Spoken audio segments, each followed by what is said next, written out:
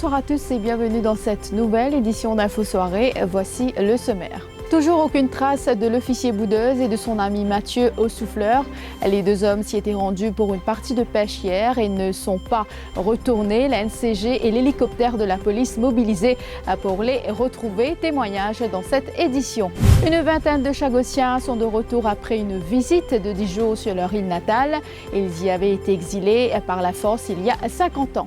Dans le reste de l'actualité, le Premier ministre renouvelle l'expérience cette année. Pravin Jugnauth a entamé la marche vers Grand Bassin. Il a débuté son pèlerinage en marche de la fête Mahashivaratri depuis sa résidence de Vakwa cet après-midi. Les travaux du métro express provoquent des inconvénients à Cœur-Pipe. 4 magasins inondés à la gare Yann Palak. C'est l'eau accumulée sur la toiture de la gare qui en est la cause. Et puis ce soir, sur la pelouse de Tottenham Hotspur, le Leipzig tentera de faire une belle prestation pour espérer passer les 8e de finale de Ligue des Champions. Les familles Boudeuse et Mathieu sont dans l'angoisse. Depuis hier, elles sont sans nouvelles de Mike Benoît. Mathieu, âgé de 50 ans, et l'officier Boudeuse de la NCG, âgé de 23 ans. Ils avaient entrepris une partie de pêche au souffleur. Mais depuis hier soir, les deux amis, tous deux habitant la Chapelle-Lane à l'Escalier, n'ont pas donné signe de vie. Ce sont les proches de Jean-Nicolas Boudeuse qui ont alerté la police ne le voyant pas rentrer. Les sacs des deux amis ont été retrouvés sur un rocher par les enquêteurs de la police. Des officiers de la NCG ainsi que l'équipe de l'hélicoptère de la police sont toujours à la recherche des deux hommes. L'opération est placée sous la supervision du chef inspecteur Parmanan.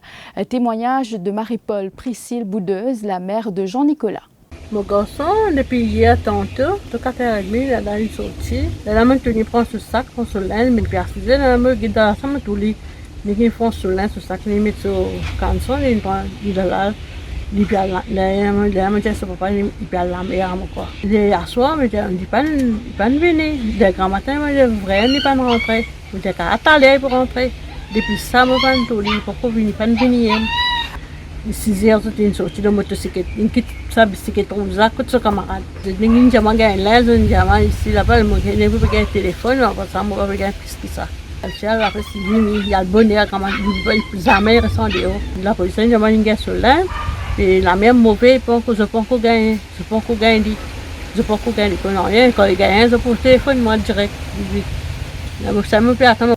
Corinne Mathieu, l'épouse de Mike Benoît Mathieu, s'est elle aussi confiée à Télé Plus. La paix, c'est son passe-temps. Mais hier, il est allé vers 6h. Il y avait son camarade Nicolas Boudeuse. Je t'ai allé, mais je t'ai retourné. J'étais dans la motocyclette. Il arrive le matin, mon trouve pas encore retourné. Je n'avais pas parlé, je suis en panne, ça même, je vais arrêter là. Il est arrivé 7h, mon patrouille, il est là, mon téléphone, mon neveu, je dis, il n'est pas encore retourné. Il dit, moi, mais pas qu'un traquant, je dis, un coup d'œil. La mère, quand j'étais, il pense souvent, il est allé. Il est allé, il dit, moi, une trousse motocyclette, et l'air n'est pas trouvé. Il dit, moi, mais là, nous allons donner une déposition à la police. Peine à courage, les motifs physiques, moi, une sortie. Désolé net parce que tellement il y a tassé au papa là ça quoi le maman papa pour venir là et mon quoi il a une place à pour sortir pour venir là il peut consoler là qu'il pour son papa pour venir quel âge il a 10 ans il y a bien souffle il y a la place dans le bouchon il y a aller c'est régulièrement une kit portable tout un kit portable là même on va faire que ni pour contacter moi ni moi je pas faire pour contacter me connaître qui n'arrive il y a objet que tu montes à la case oui il y a objet qui il y a moi si amène la mettre en champ de perdu. Quand on rentre dedans, on qui ça à terre et on retourne de patrouille. Selon le sergent Casla, les deux habitants de l'Escalier ont disparu à l'heure de la marée montante. En fait, c'est un garçon Boudeuse, il faisait rapport de travail le matin. Nous tous les pas de rapport de travail le matin, comme nous sommes rentrés. En même temps que nous avons une information qu'il y a un suspect qui est capable de perdre en mer. Alors nous finissons de construire une opération. Parce que c'est une marée montante et ça a l'air qui est supposé arriver là. C'est tout le renseignement que nous gagnons, nous recueillons sur le lieu avec une volontaire, une gens il donne une chance qu'il est fort possible que ce garçon-là soit dans la peste la veille. Mais quand nous venons au site ici, nous trouvons un peu sur un sac qui contenait un équipement sur un et en même temps nous faisons l'hélicoptère aussi et faire les tours dans sa région pour donner un coup de main. Plus nous avons plongé à Coast Guard qui nous fait Z dans de l'eau. dans la région. Plus nous avons 3 volontaires qui viennent de nous coup de main pour faire recherche au Loup-Brisant. La recherche peut continuer jusqu'à tantôt, et peut-être aux dernières heures, mais si jamais nous ne réussissons aucun rien, il peut continuer le plus de 3 jours encore. Comme tout connaît dans sa région ici, là, il y a une région qui n'est pas évidente pour nous opérer. Vu qu'il y a un courant, et ça risque qu'il y ait la roule qui tape avec le brisant. Plus nous avons la tunnel, la cave qu'on nous dit dans cette région-là, qui est une pousse les collants dans la cave. Mais normalement, et de par l'expérience, nous trouvons que les collègues ont une tasse pour là quelque part, après nous pouvons attendre si jamais les monter. Mais de toute façon, nous ne pouvons pas garder l'espoir qui nous capable d'être aux autres vivants. Si ça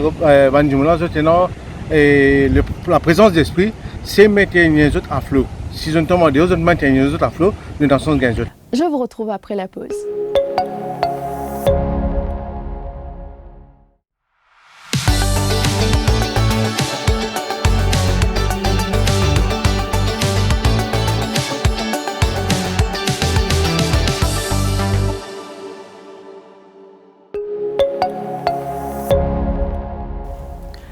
Tout à fait autre chose à présent, ils sont retournés ce matin après un voyage de 10 jours sur leur île natale.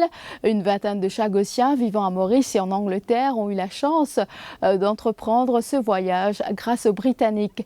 Un premier contingent des Chagossiens avait visité l'île en octobre dernier et le deuxième voyage avait eu lieu le 1er décembre 2019.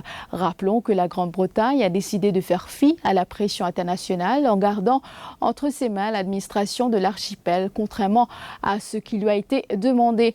Je vous propose quelques extraits du grand reportage exclusif que vous allez pouvoir suivre demain soir sur le www.defimedia.info.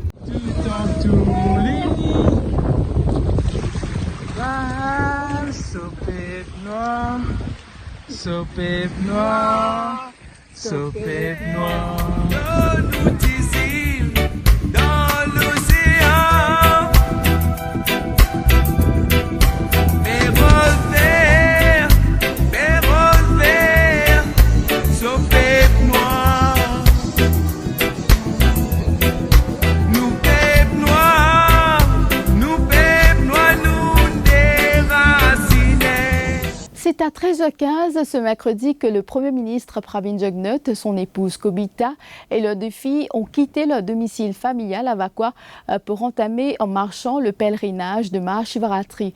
Pour les besoins de la marche longue d'environ 17 km, le couple a troqué les chaussures classiques pour des chaussures de sport. Des membres du gouvernement, à l'instar de Bobby Hiram, Stéphane Toussaint, Avinash Tilak, Kailash Jagatpal, Subhashini Roy Luchman et Tina Jutton les ont accompagnés. Le PM était aussi entouré de ses gardes du corps et des motards de la police. Au passage, Pravin Jugnauth n'a pas manqué de saluer les pèlerins. Vermati Obilek, âgé de 70 ans, a été retrouvé sain et sauve hier après-midi au poste de police de Grand Bassin. Cette habitante d'Arsenal était portée manquante depuis hier alors qu'elle se rendait au Gangatalao en compagnie de son cousin et de l'épouse de ce dernier. Selon les dires de ses proches, à un moment, la septuagénaire se serait rendue aux toilettes à proximité de Plaine Sophie, mais elle n'en est jamais retournée. Au bout d'une heure, plusieurs unités de la police ont participé à un exercice de recherche et finalement, la septuagénaire a été retrouvée dans l'enceinte du lac Sacré. Et à l'occasion de la fête Mahashivaratri, et qui sera célébrée ce vendredi, le cardinal Piat a tenu à adresser ses vœux aux dévots. Dans le jeûne et la prière, vous êtes des milliers à converger vers le Gangatalao pour recueillir l'eau sacrée, signe de vie et de purification. Vous exprimez ainsi votre confiance en la bonté infinie de Dieu, et qu'il vous comble de sa bénédiction, a écrit le cardinal Piat dans son message cet après-midi. Le cardinal Piat qui prône aussi la fraternité et le respect de l'environnement. Dans le reste de l'actualité, le High Powered Committee sur l'élimination de la violence sexiste à Maurice s'est réuni une première fois ce matin sous la présidence du Premier ministre Pravin Jugnauth. Lors de la rencontre, il y a eu une présentation de Jason Meyer, un consultant des Nations Unies. Il épaulera le gouvernement dans sa quête à trouver des solutions en vue d'éliminer le problème de la violence domestique dans le pays. Pravin Jugnauth s'est adressé à la presse à l'issue de cette rencontre. Nous prenons un time frame parce que, comme vous réalisez, le problème est déjà bien complexe et surtout qu'il implique différents partenaires parce que nous avons une situation aussi à Maurice, et dans certaines affaires qui nous capables de tirer leçon de ce qui est prévaloir dans les autres pays, mais il y a des affaires qui sont quand même assez spécifiques aussi à Maurice. Donc tout ça là, besoin analyser, besoin guetter. Et après, quand nous faisons quelque chose aussi, éventuellement, on n'est pas capable de finir de dire là, nous donnons un comité, éventuellement quand nous faisons quelque chose, il faudrait nous atteindre l'objectif qui nous peut fixer. Il faudrait des mesures qui nous prend, si nous prendre à l'avenir, il faudrait les efficaces.